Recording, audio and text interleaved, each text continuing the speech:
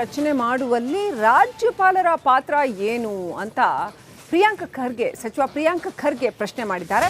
ಮಹಾರಾಷ್ಟ್ರದಲ್ಲಿ ಬೆಳಗ್ಗೆ 5 ಗಂಟೆಗೆ ರಾಜ್ಯಪಾಲರು ಅನುಮತಿಯನ್ನ ಕೊಟ್ಟಿದ್ರು, ಹಾಗಾದ್ರೆ ಇಲ್ಲಿ ಯಾಕಿಲ್ಲ ಅನ್ನೋ ಅರ್ಥದಲ್ಲಿ ಪ್ರಶ್ನೆ ಮಾಡಿದ್ದಾರೆ.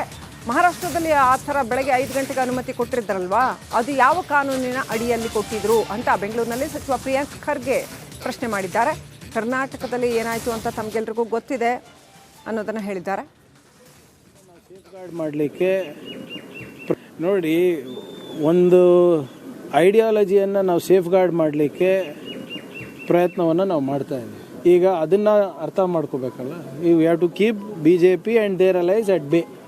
ಅದಕ್ಕೋಸ್ಕರ ಹೈಕಮಾಂಡ್ ಒಂದು ಡಿಸಿಷನ್ ತೊಗೊಂಡಿದೆ, ಅದಕ್ಕೆ ನಾವೆಲ್ಲರೂ ಬದ್ಧರಾಗಬೇಕಾಗ್ತದೆ. ಅದು ಆಮೇಲೆ ನಾವು DMK ಅವರಿಗೆ ನಾವು ಮೋಸ ಮಾಡ್ತಾ ಇದ್ದೀವಿ ಅಂತ ಅವರು ಇದೇ ಐಡಿಯಾಲಜಿನಲ್ಲಿ ಇರೋದಲ್ವ. ಆಮೇಲೆ ಅವರು ಸಹಾಯ ನಮ್ಮಿಂದ ತೊಗೊಂಡಿದ್ದಾರೆ, ನಾವು ಅವ್ರ ಕಡೆಯಿಂದ ಸಹಾಯ ತೊಗೊಂಡಿದ್ದೀವಿ. ಹಂಗಂತ ನಮ್ಮ ಐಡಿಯಾಲಜಿ ಬೇರೆ ಬೇರೆದಲ್ಲ. ಬಟ್ ಸಂದರ್ಭ ಹೀಗಿದೆ, ಸನ್ನಿವೇಶ ಹೀಗಿದೆ, ಅನಿವಾರ್ಯ ಪರಿಸ್ಥಿತಿ ಇದೆ. ನೋಡೋಣ ಏನಾಗುತ್ತೆ ಅಂತ.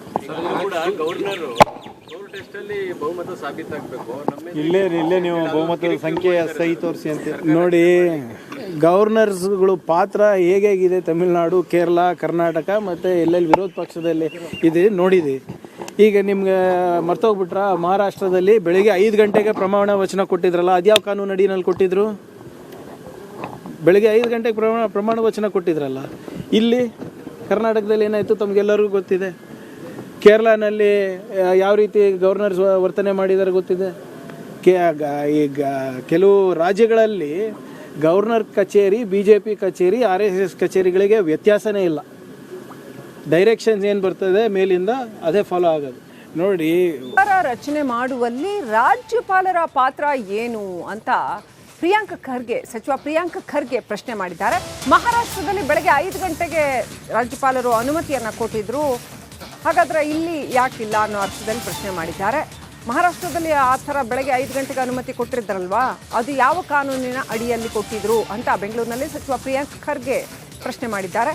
ಕರ್ನಾಟಕದಲ್ಲಿ ಏನಾಯಿತು ಅಂತ ತಮಗೆಲ್ರಿಗೂ ಗೊತ್ತಿದೆ ಅನ್ನೋದನ್ನು ಹೇಳಿದ್ದಾರೆ.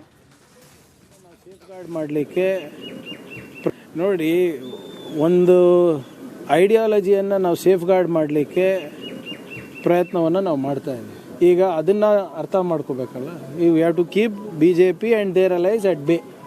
ಅದಕ್ಕೋಸ್ಕರ ಹೈಕಮಾಂಡ್ ಒಂದು ಡಿಸಿಷನ್ ತೊಗೊಂಡಿದೆ, ಅದಕ್ಕೆ ನಾವೆಲ್ಲರೂ ಬದ್ಧರಾಗಬೇಕಾಗ್ತದೆ. ಅದು ಆಮೇಲೆ ನಾವು DMK ಅವರಿಗೆ ನಾವು ಮೋಸ ಮಾಡ್ತಾ ಇದ್ದೀವಿ ಅಂತ ಅವರು ಇದೇ ಐಡಿಯಾಲಜಿನಲ್ಲಿ ಇರೋದಲ್ವ.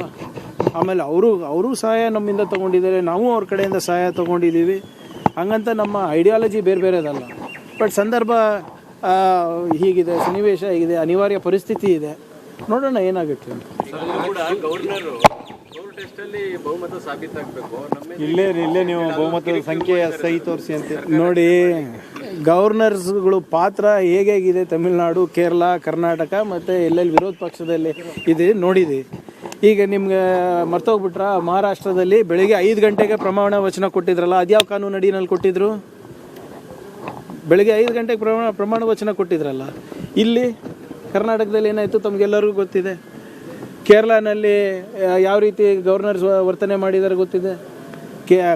ಈಗ ಕೆಲವು ರಾಜ್ಯಗಳಲ್ಲಿ ಗವರ್ನರ್ ಕಚೇರಿ, BJP ಕಚೇರಿ, RSS ಕಚೇರಿಗಳಿಗೆ ವ್ಯತ್ಯಾಸನೇ ಇಲ್ಲ.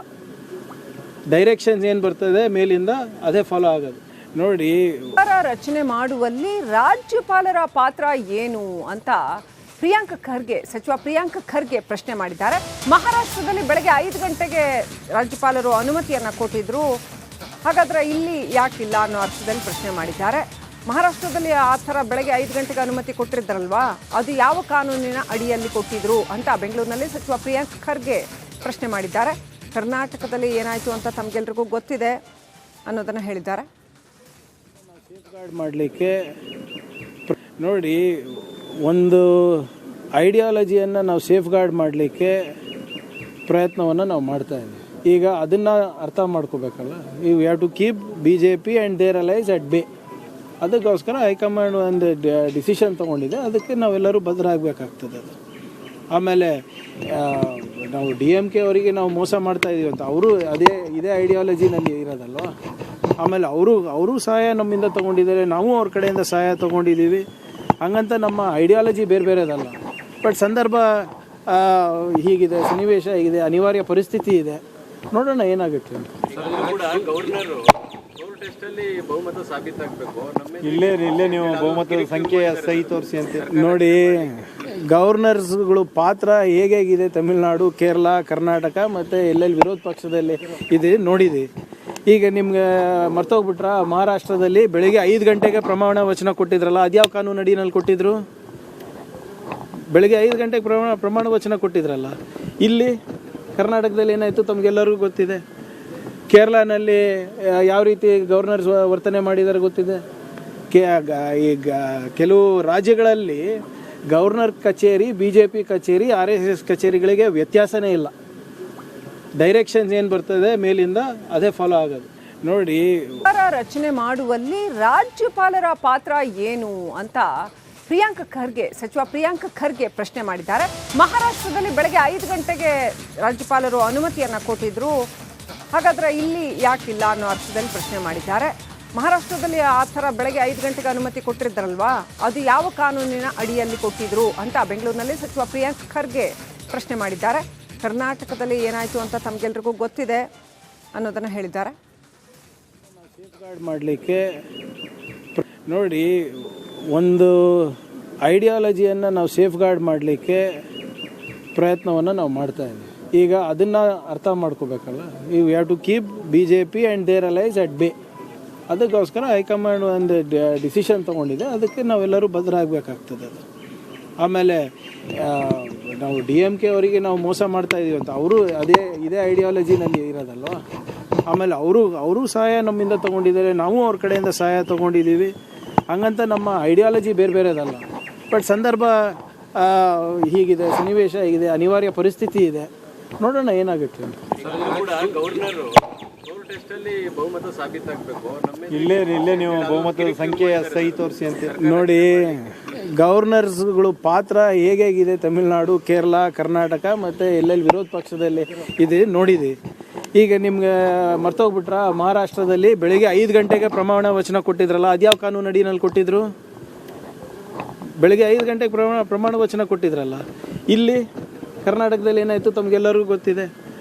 ಕೇರಳನಲ್ಲಿ ಯಾವ ರೀತಿ ಗವರ್ನರ್ಸ್ ವರ್ತನೆ ಮಾಡಿದ್ದಾರೆ ಗೊತ್ತಿದೆ.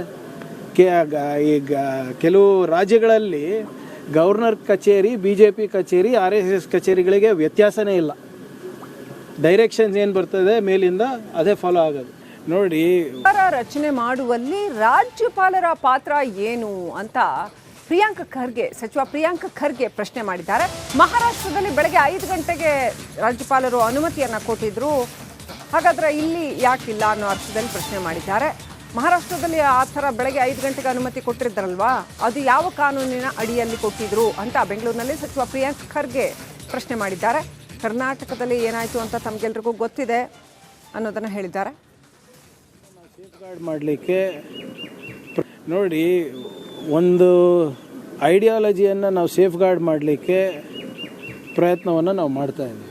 ಈಗ ಅದನ್ನು ಅರ್ಥ ಮಾಡ್ಕೋಬೇಕಲ್ಲ. You have to keep BJP and their allies at bay. ಅದಕ್ಕೋಸ್ಕರ ಹೈಕಮಾಂಡ್ ಒಂದು ಡಿಸಿಷನ್ ತೊಗೊಂಡಿದೆ, ಅದಕ್ಕೆ ನಾವೆಲ್ಲರೂ ಬದ್ಧರಾಗಬೇಕಾಗ್ತದೆ. ಅದು ಆಮೇಲೆ ನಾವು DMK ಅವರಿಗೆ ನಾವು ಮೋಸ ಮಾಡ್ತಾ ಇದ್ದೀವಿ ಅಂತ ಅವರು ಇದೇ ಐಡಿಯಾಲಜಿನಲ್ಲಿ ಇರೋದಲ್ವ. ಆಮೇಲೆ ಅವರು ಸಹಾಯ ನಮ್ಮಿಂದ ತೊಗೊಂಡಿದ್ದಾರೆ, ನಾವು ಅವ್ರ ಕಡೆಯಿಂದ ಸಹಾಯ ತೊಗೊಂಡಿದ್ದೀವಿ. ಹಂಗಂತ ನಮ್ಮ ಐಡಿಯಾಲಜಿ ಬೇರೆ ಬೇರೆದಲ್ಲ. ಬಟ್ ಸಂದರ್ಭ ಹೀಗಿದೆ, ಸನ್ನಿವೇಶ ಹೀಗಿದೆ, ಅನಿವಾರ್ಯ ಪರಿಸ್ಥಿತಿ ಇದೆ, ನೋಡೋಣ ಏನಾಗುತ್ತೆ ಅಂತ.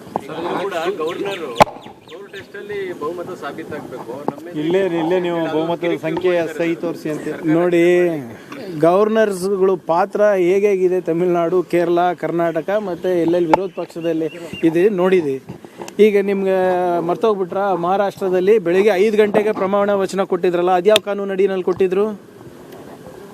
ಬೆಳಿಗ್ಗೆ 5 ಗಂಟೆಗೆ ಪ್ರಮಾಣ ವಚನ ಕೊಟ್ಟಿದ್ರಲ್ಲ. ಇಲ್ಲಿ ಕರ್ನಾಟಕದಲ್ಲಿ ಏನಾಯಿತು ತಮಗೆಲ್ಲರಿಗೂ ಗೊತ್ತಿದೆ. ಕೇರಳನಲ್ಲಿ ಯಾವ ರೀತಿ ಗವರ್ನರ್ಸ್ ವರ್ತನೆ ಮಾಡಿದ್ದಾರೆ ಗೊತ್ತಿದೆ.